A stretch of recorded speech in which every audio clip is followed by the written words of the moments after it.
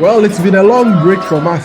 It's not intentional. It's been purely technical. But we are once again back on United and Everything Football Podcast. We are sorry we didn't bring you an immediate reaction after the game. So I think our apologies is in that order because we had a very, very difficult technical challenge that we had to resolve. But we are here to discuss two major things. The game that happened against Fulham in the FA Cup, and then we'll look forward to the Europa League. It could be the end of everything for United if we crash out of the Europa League. We are coming up against very familiar opposition who we've played 4 times in the last 4 or 5 years in the Europa League. I mean, Ole played them, Ten Hag has played them, and now we are about to meet Real Sociedad again. Anytime we've had to play them, we've always had the upper hand, especially at the Anoeta where we've won the last 2 games. So we'll be delving deep into that. And any other matters arising.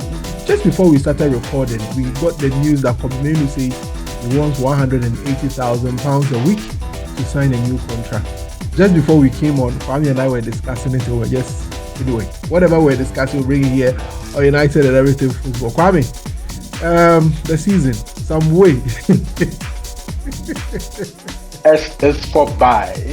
Do you understand what that means? It is over. It's over. Yeah, you got the spot on. It sounded like it. Oh, the manager has given up. The manager himself has given up. Did you hear the press? The manager knows that we are going nowhere. He just had this. I just saw the Sky Sports interview he had. They were asking him about, do we really have to win the Europa League? And he's telling us, we have to plan for things beyond the season, not just think about a trophy. When he sees what is on the pitch, he clearly knows. The end has come. Hey, I've not seen your braids too. Oh, nice. You look good. You talk about my afro, you talk about my mustache, you talk about my beardlessness. So that I'm decided to braid my hair. What next? What else do you have to say? All right, let's look at quick turnaround. Just before the quick turnaround, a friend of mine just texted me. I posted a picture on Instagram. He texted me, "You still have your hair? How do you do it?" He's bald. He's bald. Let's go on a break. When we come back, we'll just delve into everything here, United and Everything Football.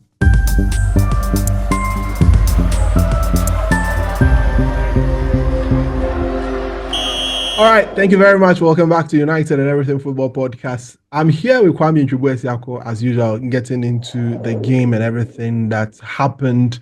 So, Kwame, before that, you know what to do. Please pause the video, hit the subscribe button, and hit the notification bell, please. It's very important for us. Your likes takes us far, so please remember to hit the like button. Kwame, we are out of the FA Cup. Our luck finally ran out after 2 years of back-to-back finals. Our luck finally ran out. In between that, we've gone about 3 or 4 penalty shootouts. 3 penalty shootouts, if my memory serves me right.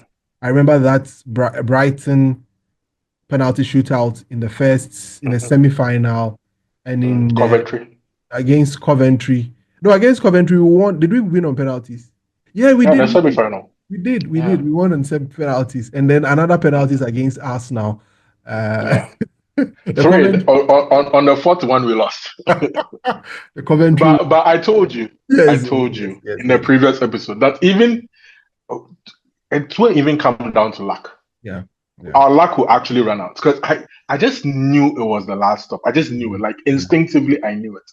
Once we were tied against Premier League opposition at this stage, looking at our form, better Premier League opposition, because we know our level now. Now the teams we can beat are West Ham.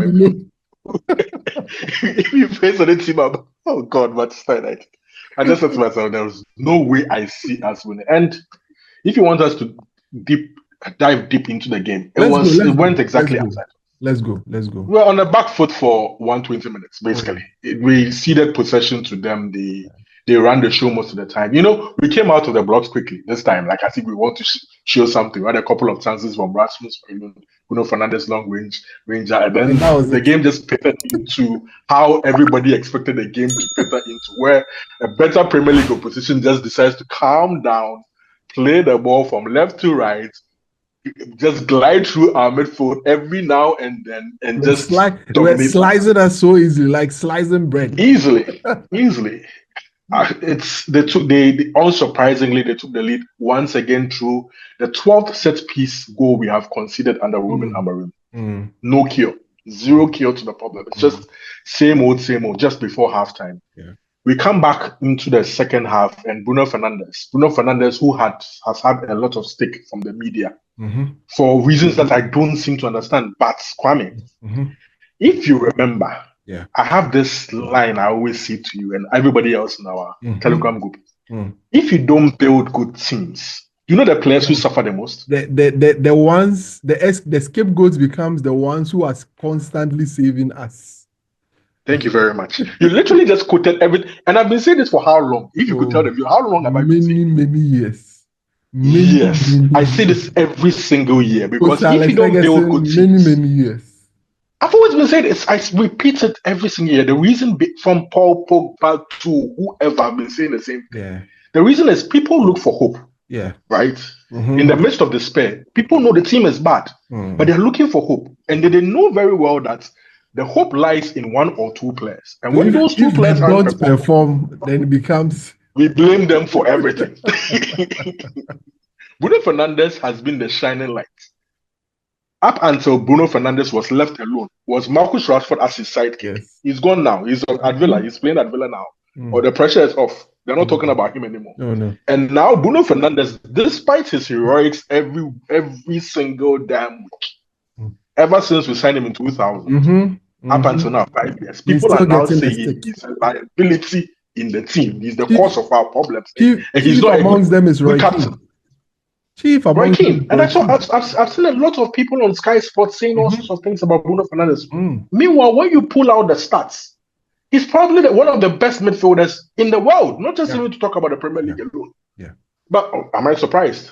No, that is just how it's human nature. It's just the order of life. It's just football. That's how football is. Yeah. I've always said, I wish for his sake and for his legacy that he pulls out a robo and wins probably a Premier League or Champions League some way, somehow before his time is up. Because trust me, the time is coming, and it's coming very, very soon. It gets to a point where if you don't fix the team, you just give up. You can't carry the team anymore. Right? Yeah. Even if we do fix the team, he's 30 years old. Very soon he'll be 31, 32, 33. You don't know how long and how far he can keep carrying us. He can keep going. I just hope for his sake that finally we build a good team. That's the key. The key to success is building good teams. Otherwise, players just suffer. They come and go and they don't reach their ultimate potential and they get criticized and just shamed and just chased out of the football club.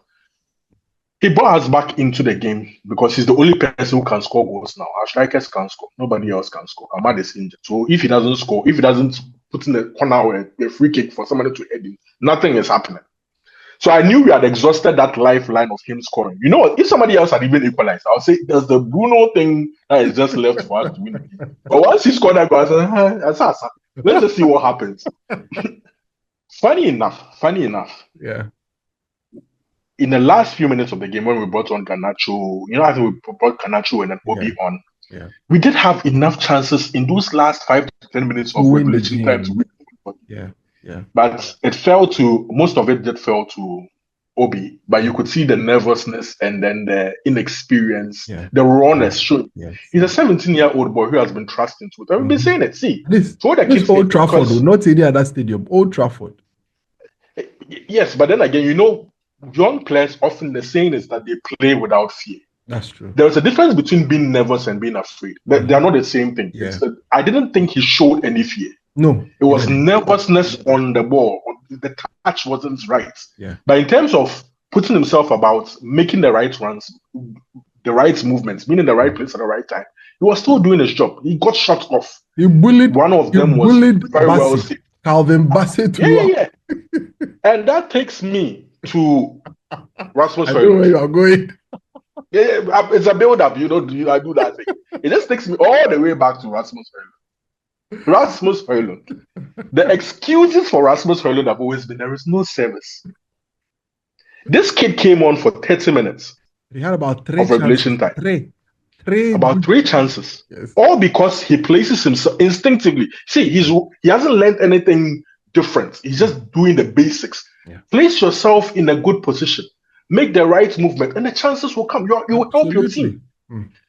This guy we've made excuses for him. Some people have made excuses for him based on the fact that we don't create chances for him. And I've always been of the opinion he doesn't move well. He's doing the wrong things. He's battling defenders. He's just use your intelligence. Be smart. Yeah. He isn't. Yeah. He is as raw despite his price tag. That's what people don't know. This guy hadn't even scored more than 12 goals in any season prior to coming to Manchester United. Yeah. In fact, his first season was his highest total ever. For you to probably bank on the fact that he's just going to keep going up was just a fool's dream, to be honest. Yeah. And he's had his down. But when you have a down at Manchester United, it's very, very difficult to pick yourself right back up again because the pressure is immense at this football. He hasn't done himself a world of service, and he hasn't helped Manchester United either in terms of our attacking play. Yeah. And lots relies on how the centre forward holds the ball, how the movement the centre forward makes, all those kind of things. It's not just about we don't give him service. Make us give you service. Do something so that the service does come to you. Was it magic that all of a sudden Obi was finding himself in spaces so we're playing through balls to him? Did you see that through ball that Bruno Fernandes played, the reverse ball to him? Did you see how open he was? Yeah. It's because intelligently he's been able to find himself in a position in between the centre backs and then hold his line so that he beats the offside trap. Yeah. If he had a good touch, it's a clean strike at goal. Right? He would have scored. You will not find Rasmus Højlund. You will not find Rasmus Højlund in these situations. Yeah. The likes of Ruud van Nistelrooy and the rest didn't just make their money or their name off the back of I'm stronger than the centre back. It's movement, intelligence. Filippo Inzaghi. I don't even want to go. See, if young fans don't know who Filippo Inzaghi is, go to YouTube and go and watch Filippo Inzaghi. Slight thing, not strong. Short. And it was a physical league. I'm even going far. Let's come back to even our own club.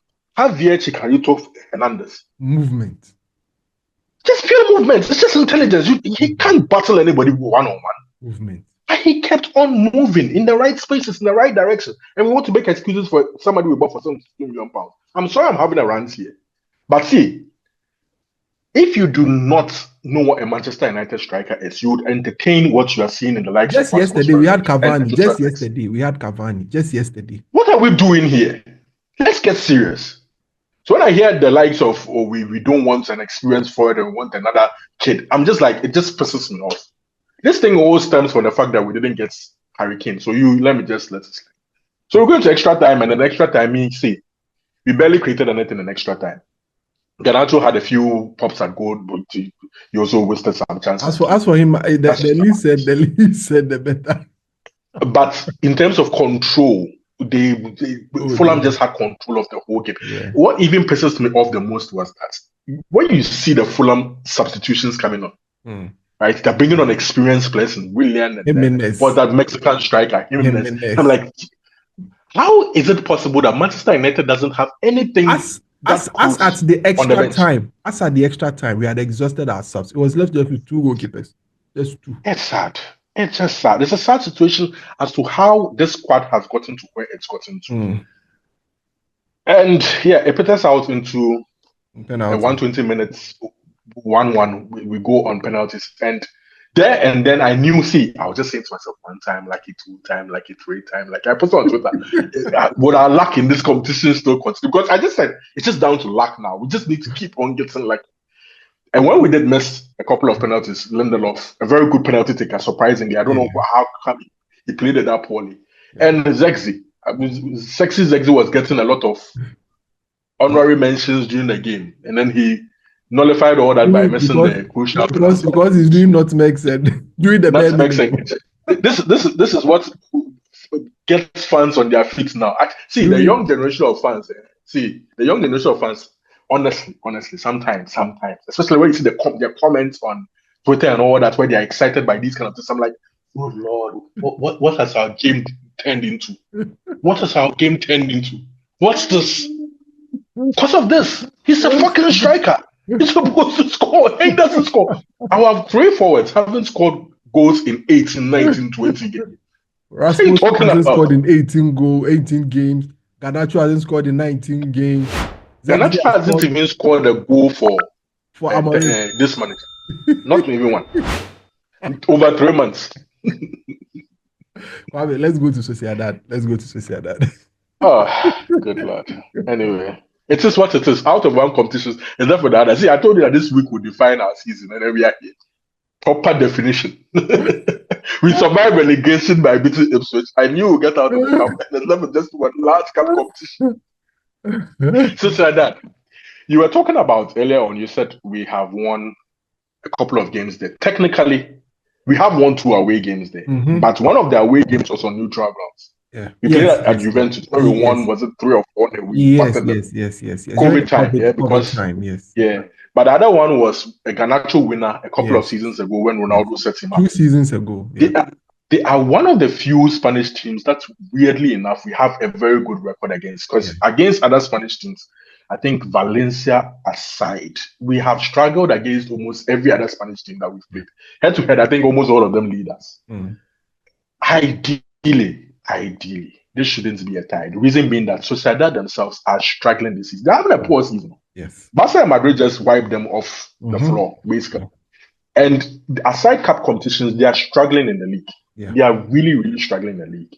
But we are struggling too. That is the unfortunate. In fact, I think we are even struggling more than most teams in Europe right now. We are going there with no confidence. And like I said earlier, manager doesn't even sound confident. He doesn't sound confident. See, I'm going to say this, substitute any manager over the past decade for Ruben Amorim in that interview that he had with Sky Sports. Put our previous manager's face there, saying the same words. Jose Mourinho saying the same words. Louis van Gaal saying the same words. Trouble. Absolute carnage. Trouble. But it's almost like as if there is an acceptance right now. Yeah. That the season is gone. I feel sad to be able to say that Manchester United fans should accept such low standards. But it's almost like that is what we are being sold, and that is what we have to buy. That the season is gone, and we have to look forward to a whole new season, a whole new start. This should never, ever be the case, ever, at Manchester United. Ever. It's unacceptable. I would never accept it.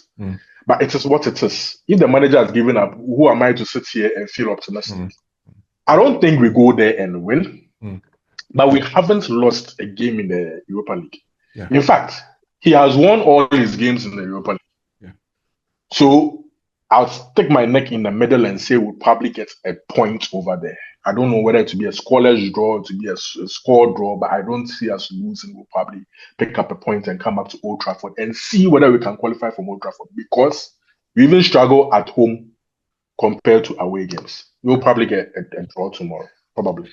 Rasmus Højlund's record in Europe, 12 games, 10 goals, 1 assist. Is it going to be the competition that he shined? I think he has 5 goals in the Europa League this season. 4 or 5 goals in the Europa League. Yes. He scored a couple of braces for Amorim. You would want him to, at least if he isn't it in the Premier League, you would want him to at least continue with his European form to see how far that can take us. Because we are not scoring goals. Our strikers have to score goals. It's not just, it can't just be about Bruno Fernandes. So maybe his luck may be in Europe. You just read fantastic stats there. It must continue for us to believe that we can get something from this competition. This competition is so important. So it's just sad that there's a resignation that we are not going to do well in it, because financially it still gives us something. In fact, it gives us a lot.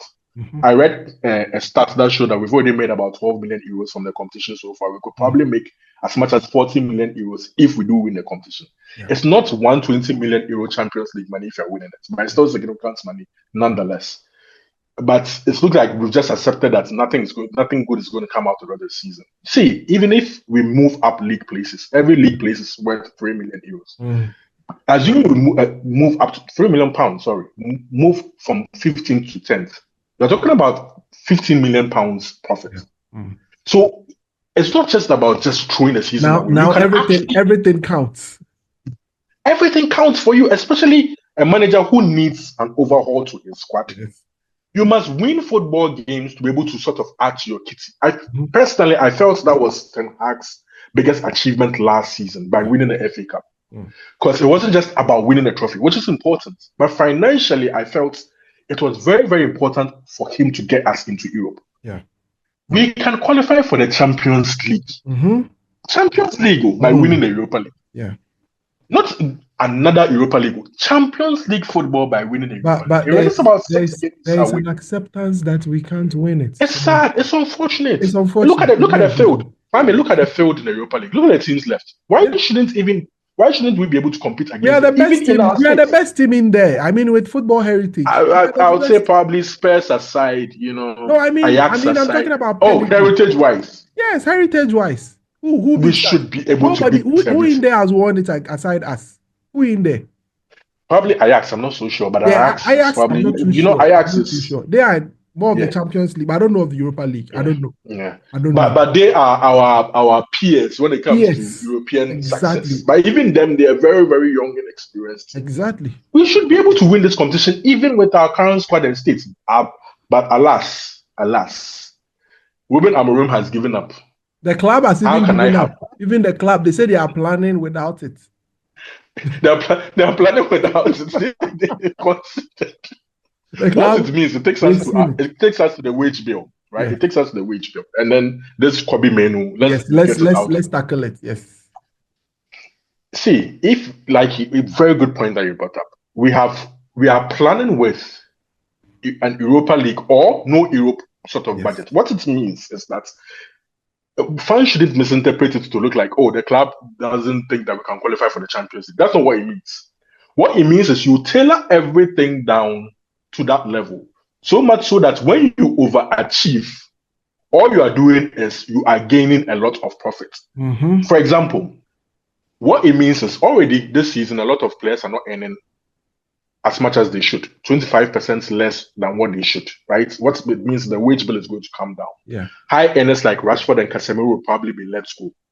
Whoever will sign will probably be on probably 200k or less. You are going to tailor everything down to an Europa League team's budget, right? But we've seen teams like that still qualify for the Champions League. So you can imagine we are on an Europa League budget now, and all of a sudden we qualify for Champions League football. Exactly. There is such a huge profit to gain from there.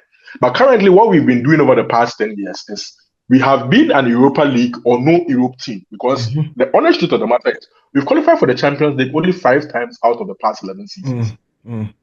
And in those 5 times, we only got out of the group stages a couple of times. Yeah. I think one time we went to a quarterfinal against Barca after beating PSG. Yes. And the other time was under Jose Mourinho, where we got to a quarterfinal against Sevilla. Aside that, we don't do well in the Champions League. We barely even qualify for the Champions League. There are times we even get out of the group stage of the Champions League as a result. That's high. We are an Europa League team. But when you look at our wage bill, it's been a Champions League budget. Wage bill. Meaning that all you are doing is that you are just accruing, it's just losses. Hence, the news that comes out unsurprisingly, that since 2019, all that this club has been doing is bleeding. Yeah. We are living beyond our means. All we are doing is we are living a lifestyle we cannot maintain. That's this phrase. Don't live a lifestyle that you cannot maintain. But because of my name, I don't want to make anybody shine. So still they live that lifestyle. So people go, you can see I still get flex. You don't have flex anymore. See, this is the thing. That's the reality. I use this jargon so that people can easily relate to it.